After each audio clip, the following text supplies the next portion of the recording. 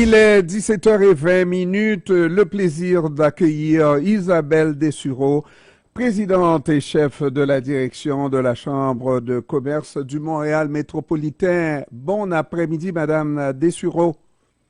Oui, bon après-midi. Merci de me recevoir. Ça va bien, Madame Dessureau? Oui, c'est une grosse semaine, mais ça va très bien. Oui, c'est notre première, alors que, j'espère qu'on se reparle assez souvent pour nous informer. Voilà, je viens de réaliser une entrevue avec un député de Repentigny que vous connaissez bien, Patrick Bonin, qui est tout à fait en désaccord avec le projet dévoilé par le Premier ministre, projet d'intérêt national pour relancer l'économie du Canada, n'est-ce pas?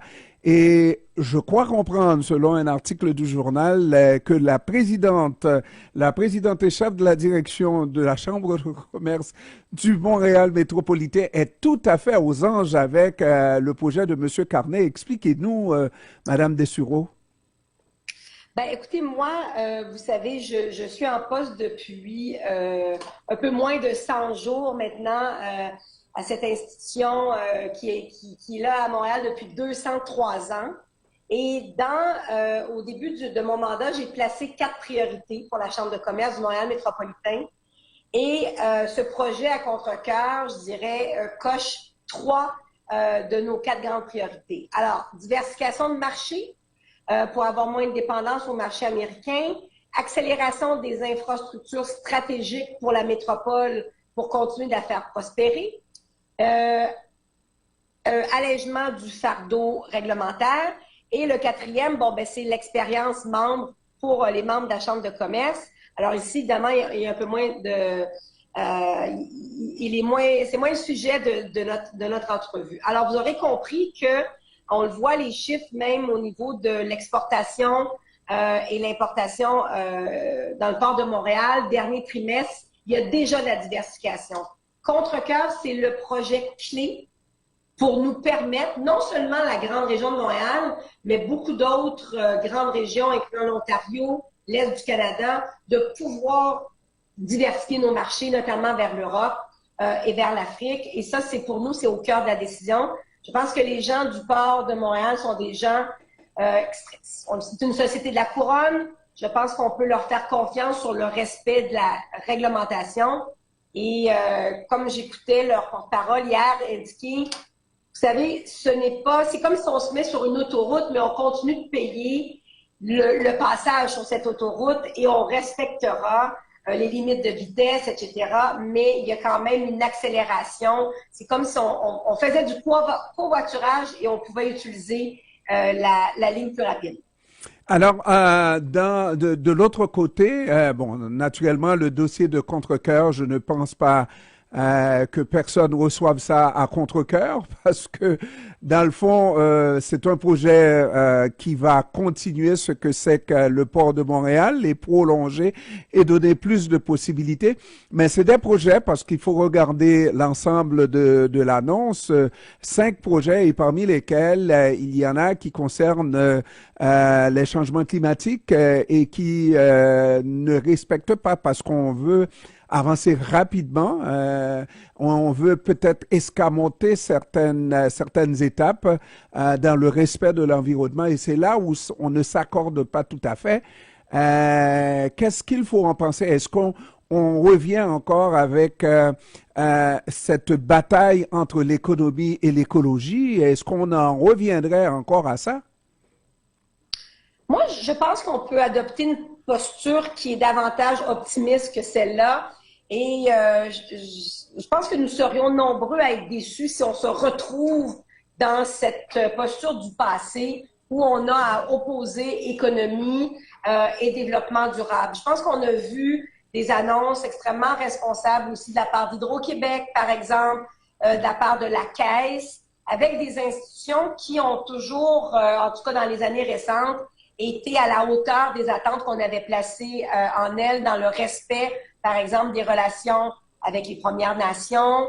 On voit que les prochains projets d'Hydro-Québec vont se faire en ce sens-là. Et dans le respect aussi du développement durable et de la protection de nos écosystèmes. Le Port de Montréal s'est déjà commis à faire les études nécessaires pour la protection de la biodiversité, par exemple, ce qui est mis en lumière. Nous, on part sur la prémisse que, écoutez, on est à un moment historique où la géopolitique, elle est rebrassée à la grandeur de la planète. On doit revoir nos perspectives, on doit revoir nos paradigmes dans le respect de l'environnement, bien sûr, mais en s'ouvrant à d'autres, j'irais à d'autres possibilités de croître. Vous savez, on n'a jamais parlé autant de défense qu'on en parle aujourd'hui, même au Canada ou un pays jusqu'à très récemment, on pensait qu'on pourrait vivre sans avoir à se soucier de notre propre sécurité. Mais là, on est obligé de mettre ça de l'avant.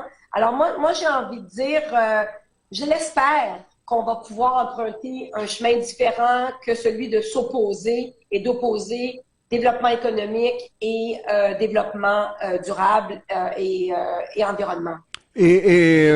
Ça nous indique, oui, lorsque l'empêcheur de tourner en rond est au sud, on se dit qu'on va travailler entre nous, comme dirait l'autre, on va se cracher dans la mer, retrousser nos manches et travaillons ensemble. Mais quand on a des difficultés à se comprendre, exemple sur la question des travailleurs étrangers, juste pour sortir un peu du sujet, mais on voit que tous, on ne parle pas le même langage. Je regarde le monde des affaires, il y a personne qui serait prêt à dire qu'il faut diminuer le taux d'immigration au Québec, alors que la politique, une certaine politique, c'est qu'il faut réduire les taux d'immigration. Ça, c'est à ne rien comprendre. On n'arrivera pas à avoir des enfants forts si on ne s'entend pas sur ce qu'il faut faire. Hein? Oui. Ben, Monsieur Pierre, écoutez, dans ce sens-là, je pense qu'on a une vision commune. On partage cette vision à l'égard d'accueillir toujours plus d'immigrants chez nous et de faire grandir nos communautés. Vous savez, on a déposé, d'ailleurs, nous, à la Chambre de commerce du Montréal métropolitain, un mémoire, il n'y a pas plus longtemps que dans le dernier mois, à l'égard et de dire au gouvernement du Québec qui nous demandait de se positionner sur des seuils d'immigration, 25 000, 35 000, 45 000. On leur a dit que ces seuils-là même étaient beaucoup trop faibles, qu'il fallait viser davantage du 60 000 immigrants à accueillir et surtout d'accélérer ceux qui ont déjà des dossiers, ceux qui font déjà partie de la francophonie, qui ont des familles. Et je sais que vous avez quand même une partie de votre audience importante qui est issue de la diaspora haïtienne. Alors, bien sûr, on parle notamment de ce type de profil. Alors, nous, on est derrière cette position. Ce n'est pas nouveau à la Chambre de commerce, d'ailleurs, qu'on fait des sorties assez musclées sur l'ouverture à l'immigration. Et Montréal en a besoin. Et on a besoin de continuer d'être cette communauté riche dans cette diversité, dans cette diversification aussi de gens. Montréal s'est bâti avec ses immigrants et puis avec les gens qui aujourd'hui ne sont plus des immigrants, mais qui font partie de la communauté à part entière. Alors, en ce sens-là, on a probablement des visions alignées. Je suis pas première ministre du Québec, mais moi, je porte la voix de la communauté des affaires et la communauté des affaires de Montréal et de la métropole nous pousse à prendre ces positions-là et on aura peut-être la chance d'aller débattre de nos solutions en commission parlementaire en ce sens-là. Dernière question. Quand on commence un mandat sur des chapeaux de roue et qu'on trouve des difficultés de cette nature-là. J'appelle difficultés, je mets ça entre guillemets. Je sais que vous êtes une grande femme, vous êtes capable de vous défendre, mais on aimerait rentrer dans un monde consensuel, n'est-ce pas? Surtout face à un ennemi commun, hein, de l'autre côté. Comment on regarde, avec quels yeux qu'on regarde l'avenir de ce mandat que vous avez vis-à-vis des gens d'affaires et vis-à-vis de la société en général? Oui. J'ai une grande chance. La vie m'a donné un optimisme, une dose d'optimisme qui ne semble pas se tarir. Alors, je suis très lucide, mais je suis aussi portée par cet optimisme et cet amour pour notre métropole. Et j'ai envie d'être de celles qui vont lever la voix de ceux qui y croient et ceux qui voient un Montréal prospère et inclusif pour la suite, et tenter de moins nous arrêter avec ceux qui voient toujours de la critique et des enjeux. Et vous savez, je reviens de Miami. J'étais à Miami dans les 3 dernières années. Je représentais le Québec là-bas. Et j'ai été capable de comparer aussi des enjeux de différentes villes. Alors, je suis remplie de cet espoir de le faire avec des gens qui y croient toujours. Et ils sont nombreux. Alors, je porte cette ambition. La communauté des affaires de Montréal, elle est ambitieuse. Et on va tenter d'être cette locomotive pour notre communauté, comme on l'a été à d'autres moments clés de notre histoire. Isabelle Dessureau, présidente et chef de la direction et de la Chambre de commerce du Montréal métropolitain, merci beaucoup de nous avoir accordé cette belle entrevue. J'espère qu'on va continuer à se parler et qu'on va avoir de belles victoires durant votre mandat, Madame Dessureau. Merci, Monsieur Pierre, de m'avoir reçu et on sera au rendez-vous pour faire état de nos avancements. Merci beaucoup. Au revoir. Merci. Au revoir. Au revoir.